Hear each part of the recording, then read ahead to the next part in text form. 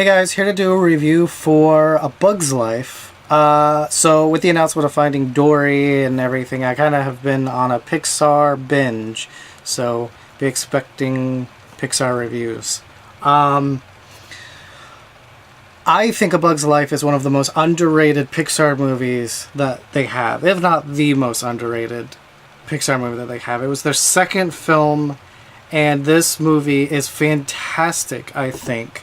And I'm just going to say well, technically I guess it's like a couple things, but really just one thing. Hopper, okay? Like, Kevin Spacey as Hopper, incredible. Like, out of a lot of the Disney villains that we see, I think Hopper is on the top for me as far as villains. He's one of the top. Like, it's that, and I love what they did with the grasshoppers in the movie, because they kind of gave him like this motorcycle gang, like mafia kind of tough like vibe to them, and it's just so awesome and so cool. And I love the dynamic of the circus bugs. I mean, David Hyde Pierce as Slim is amazing. I love Dennis Leary as Francis. There's just so many things about this movie that is just incredible and amazing. And of course, who doesn't love Tuck and Roll? And I just feel like a lot of people forget about this movie, and it's a shame because it's super, super, super good. I could go on for hours about this, but that's really basically how I feel. I love this movie, and I highly recommend it if you've never given a watch or, gone back and watch it. Because I actually know quite a few people that have never watched A Bug's Life.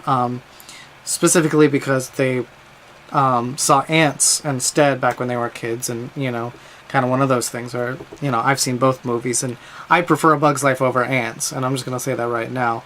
Someday I may do a review of Ants and all that jazz, but yeah, A Bug's Life is incredible. It's Pixar, you can't go wrong. Rating, I'll probably give it like a 7.5. There are definitely some things that I noticed I would have liked to have been better. Believe it or not, I thought the movie happens way too fast. It's like really, really, really, really fast moving. And this is actually one of the few times where I can honestly say I kind of would have liked it to drag just a little bit. Give us, just 5 or 10 more minutes of just something else happening, or something slow kind of happening, I mean, because it shoots us right into what Flick does, which catapults the whole storyline, and then from there it just kind of moves until until the end. And so I kind of would have liked a little bit of a breather at one point in the movie where maybe we get some more dialogue between some of the characters. I would have liked a little bit more P.T. Flea, going back and looking at it. I think they could have made him a lot more, I don't want to say interesting, because he's a good character, but they could have done more with him. They could have done a little bit more with him. Like, that moment after the big twist kind of happens, or the big uh-oh moment happens, and, the gang is with P.T. Flea again.